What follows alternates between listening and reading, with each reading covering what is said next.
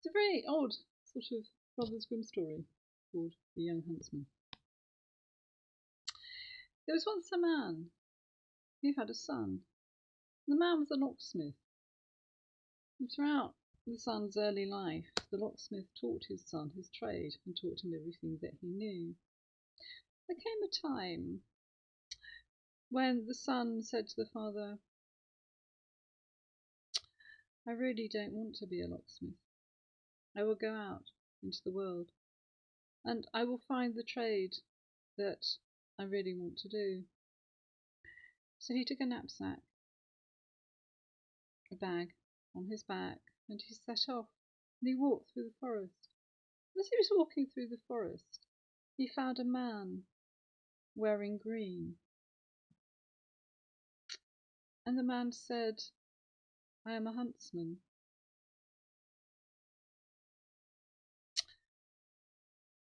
And the young man thought, "I think being a huntsman is going to be a lot more exciting than being a locksmith." So he became apprentice to the huntsman and learned everything that he could about being a hunter. He learned how to fire a gun. He learned how to kill an animal quickly without pain. He learned how to skin and gut an animal. And he always gave thanks to the soul of the animal for its life. And he always left something of the kill or the woodland. So after some time, the young man realised that he had learned everything from the huntsman that he could, and he bid him a fond farewell and set off through the forest alone.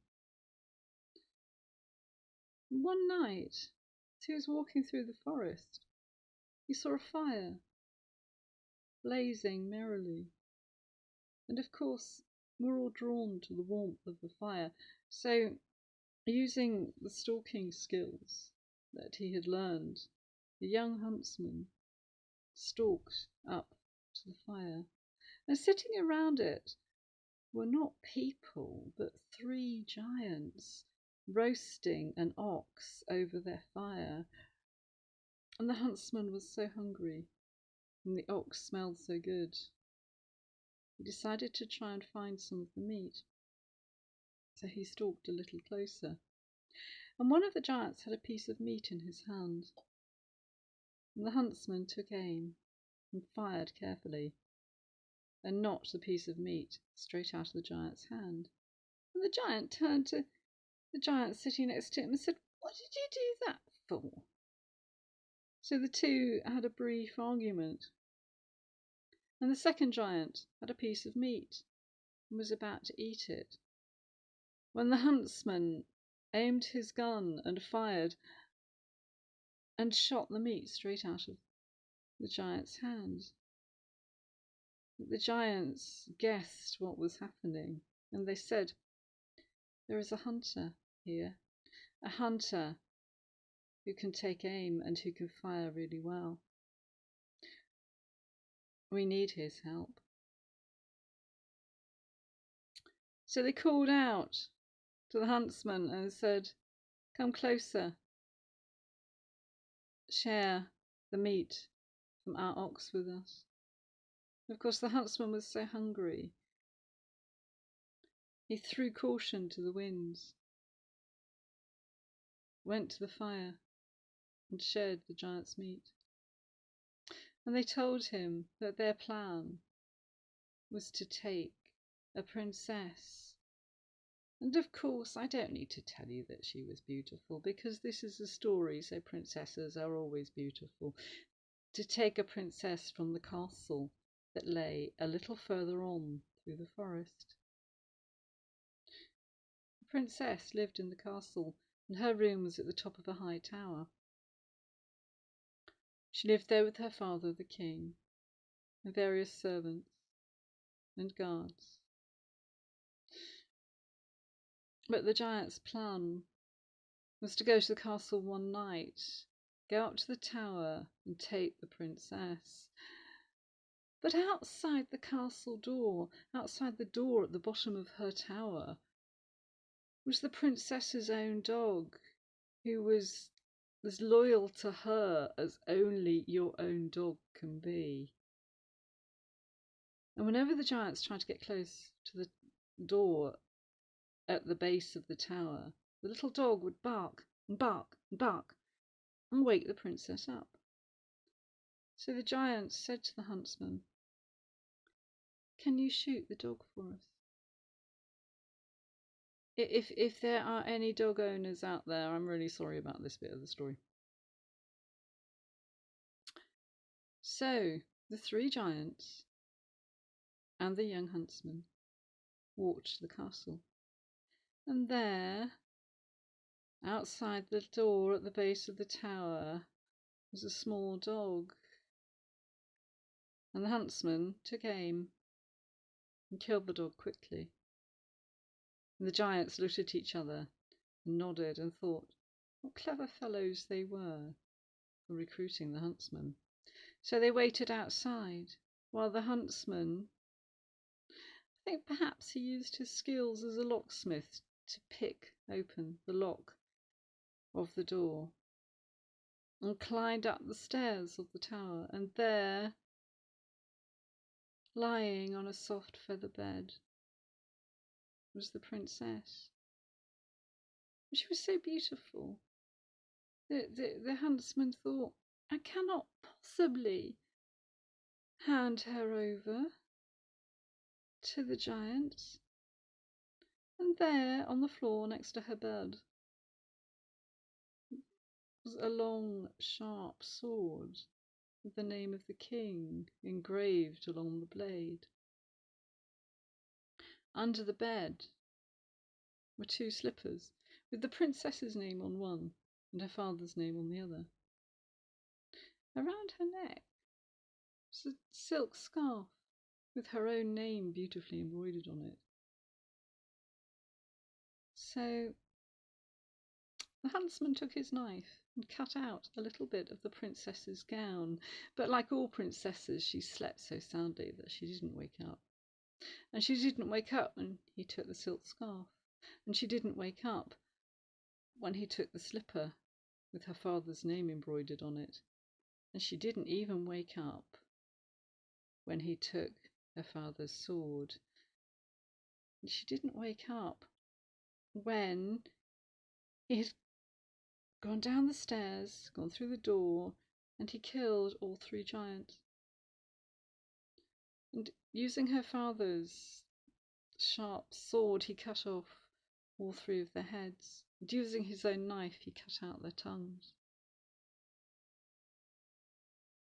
So he wrapped up their tongues, put them in his knapsack, put them in his bag, and he took the slipper and the scarf and the fragment of her gown, and of course the sword. I mean, who wouldn't take? Anyway, he went off and wandered around the world in search of, well, perhaps he was trying to find his true self. Off he went. And the next morning, when the king woke up, he found the headless bodies of three giants outside the princess's tower. And he was so pleased and so happy that the giants had been killed and he no longer had to protect his daughter and keep her in the tower.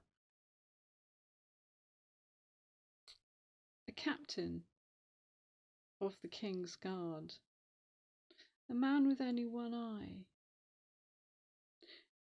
claimed to the king, said to the king that he had killed the giants and taken off their heads with his sword. So the king said, by means of reward, that the captain would marry his daughter.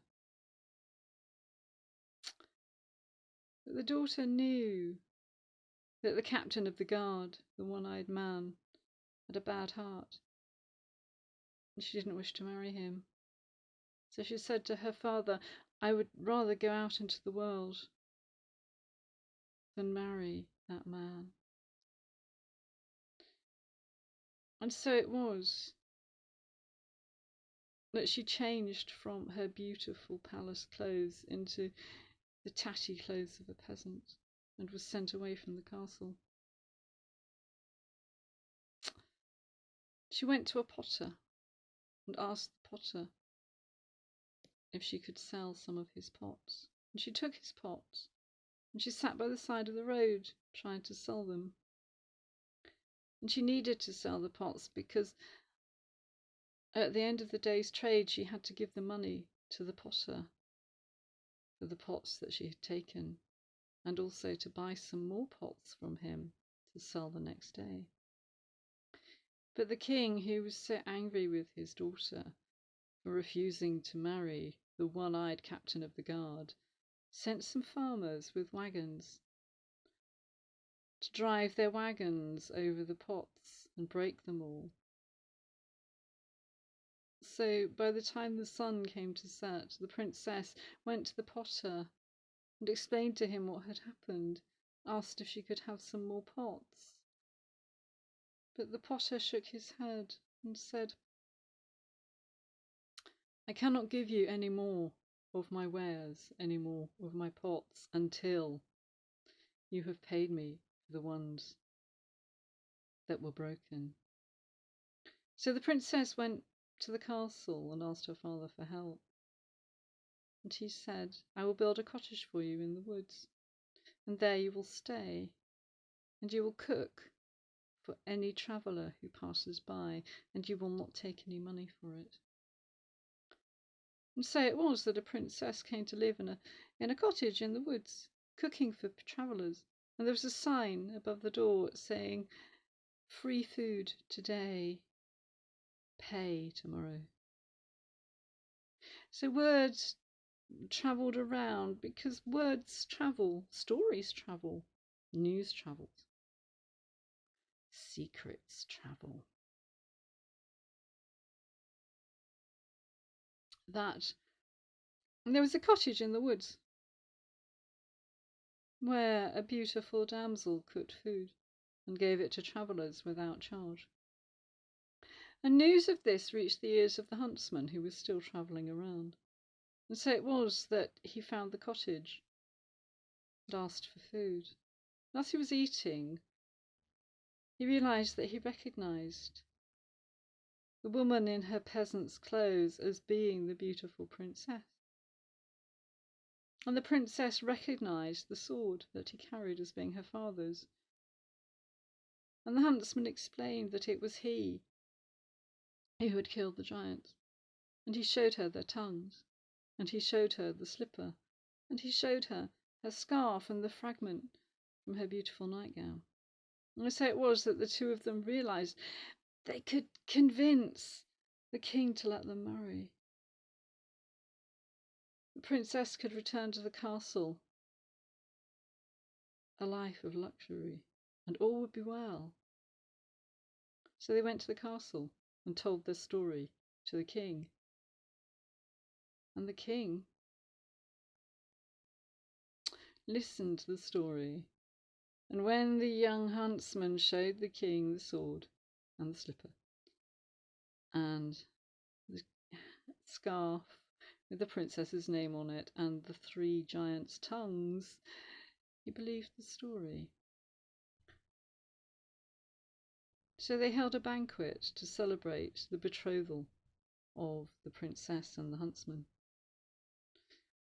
And the huntsman sat at the princess's right, and on her left sat the one-eyed captain of the guard. And the king said to the captain, "If someone said that he killed 3 giants but did not remove their tongues, how is this possible?" And the guard captain said, "Because they didn't have any tongues." The king said, "Everything has a tongue."